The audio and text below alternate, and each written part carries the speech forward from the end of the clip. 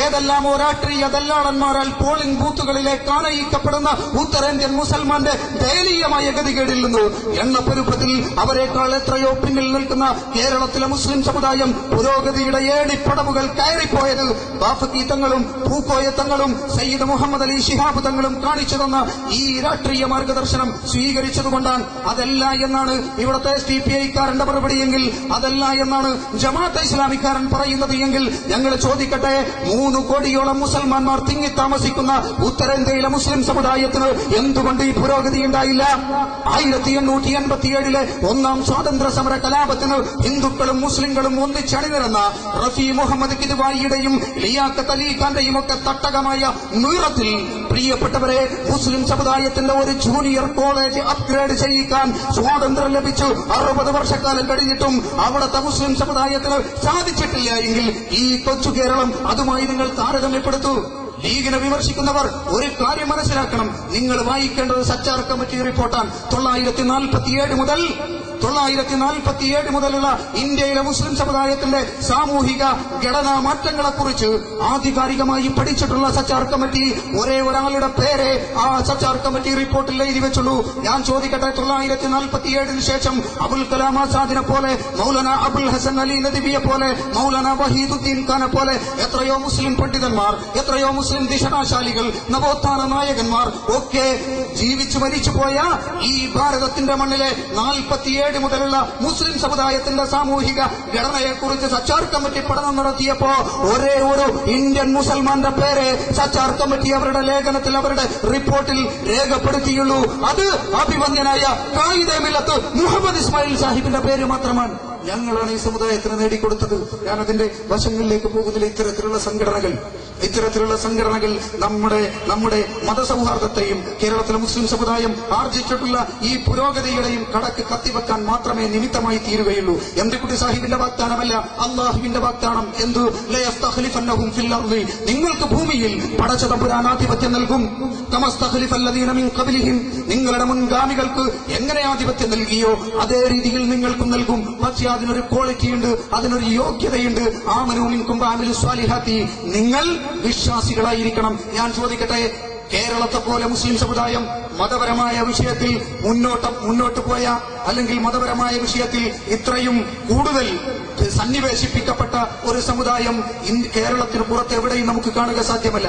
മതപരമായി കേരളത്തിലെ മുസ്ലിങ്ങളെ പോലെ പുരോഗമിച്ച ഒരു സംസ്ഥാനവും കേരളത്തിന് പുറത്തില്ല. പക്ഷേ കേരളത്തിലെ മുസ്ലിം സമുദായം ഇന്ന് അനുഭവിക്കുന്ന ഈ സുരക്ഷിതത്വം കേരളത്തിന് പുറത്ത് എവിടെ അനുഭവിക്കുന്നില്ല. അല്പമെങ്കിലും വിശ്വാസഭദ്രത കാത്തു സൂക്ഷിക്കുന്ന കേരളത്തിലെ മുസ്ലിം സമുദായത്തിന് പടച്ച തമ്പുരാൻ ആ വാഗ്ദാനം നിറവേറ്റിക്കൊടുത്തു. നമ്മൾ അനുഭവിക്കുന്ന സുരക്ഷിതത്വ ബോധം ഇന്ത്യയിലെ ഏത് സ്റ്റേറ്റിലെ ഏത് മുസ്ലിം സമുദായത്തിൽപ്പെട്ട ആളുകളാണ് അനുഭവിച്ചുകൊണ്ടിരിക്കുന്നത്. ഇത്തരത്തിലുള്ള ഇത് വിശദമായി സംസാരിക്കേണ്ട വിഷയമാണ്. ഞാൻ അവസാനിപ്പിക്കുകയാണ്. ഇത്തരത്തിലുള്ള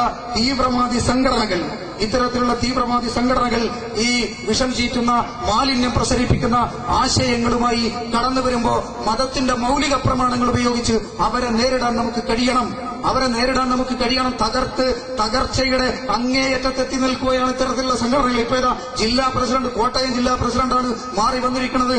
അതുപോലെ തന്നെ നിങ്ങളുടെ SDPI-യുടെ സംസ്ഥാന വൈസ് പ്രസിഡന്റ് PK ഗോപിനാഥ് രണ്ടാഴ്ച മുമ്പ് SDPI-യിൽ നിന്ന് അദ്ദേഹം രാജിവെച്ചു. അതിനോട് പടിയിറങ്ങി PK ഗോപിനാഥ്, SDPI-യുടെ സംസ്ഥാന വൈസ് പ്രസിഡന്റ്, ഈരാറ്റുപേട്ട, ഇദ്ദേഹത്തിന്റെ നാടാണ് ഈരാറ്റുപേട്ട.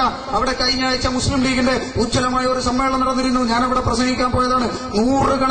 നൂറുകണക്കിന് SDPI-യുടെ പ്രവർത്തകന്മാർ ഇന്ത്യൻ യൂണിയൻ മുസ്ലിം ലീഗിലേക്ക് കടന്നു വന്നിരിക്കുന്നു. ഇന്നലെ തൊടുപുഴയിൽ 100ഓളം SDPI പ്രവർത്തകന്മാർ മുസ്ലിം ലീഗിന് ഇന്നലെ അവിടെ നടന്ന മേഖലാ സമ്മേളനത്തിൽ മെമ്പർഷിപ്പ് കൊടുത്തു. ലീഗിലേക്ക് തിരിച്ചു വന്നു. അവർക്കൊക്കെ തോന്നി ഇത് ജമാഅത്തെ ഇസ്ലാമിയുടെ ആശയമാണ്, ഇത് സിമിയുടെ ആശയമാണ്, ഇത് ഷിയ പൊളിറ്റിക്സ് ആണ്. ഈ സംഘടനകൾ കേരളത്തിന്റെ മണ്ണിൽ വിസർജിക്കാൻ വേണ്ടി ശ്രമിക്കുന്നത് അത് നിങ്ങൾ കൃത്യമായി തിരിച്ചറിയണം.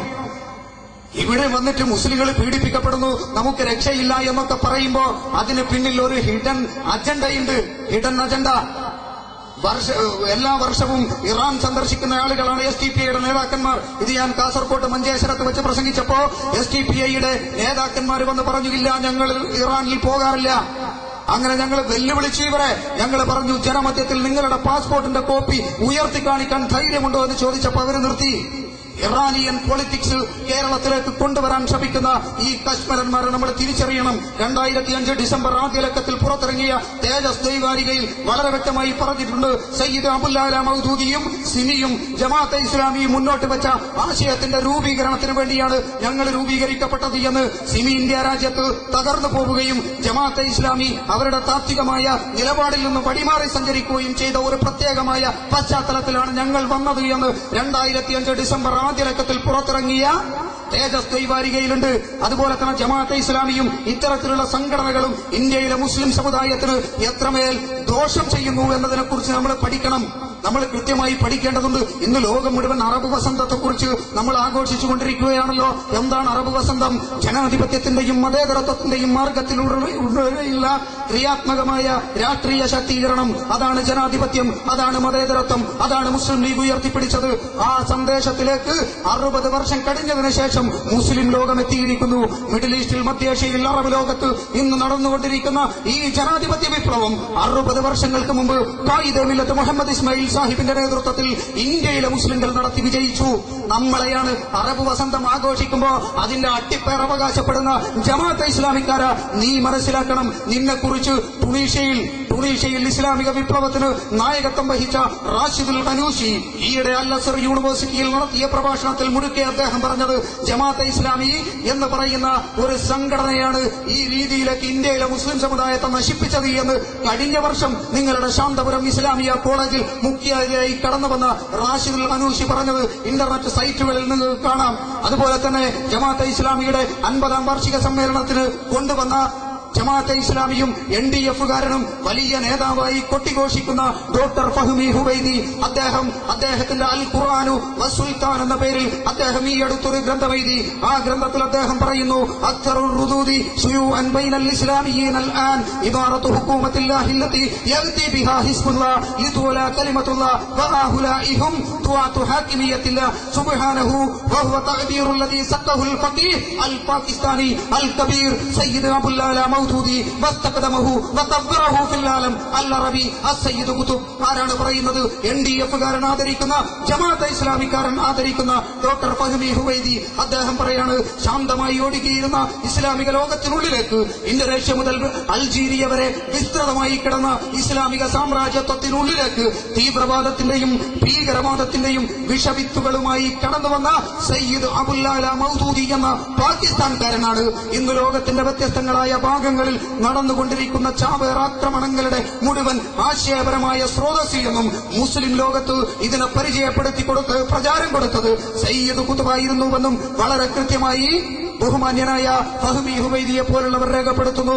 ആ സയ്യിദ് ഖുതുബും ആ മൗദൂദിയും വിക്ഷേപിച്ചു വിട്ട മാലിന്യം നിറഞ്ഞ ആശയങ്ങളാണ് പുതിയ കുപ്പിയിലാക്കി NDF-കാരൻ ഇവിടെ കൊണ്ടുവരുന്നത്. ബാക്കി വിശദമായി എനിക്ക് ശേഷം ഒരുപാട് പ്രഭാഷകന്മാർ വരാനുള്ളത് കൊണ്ട് ഞാൻ എന്റെ വാക്കുകൾ അവസാനിപ്പിക്കുകയാണ്.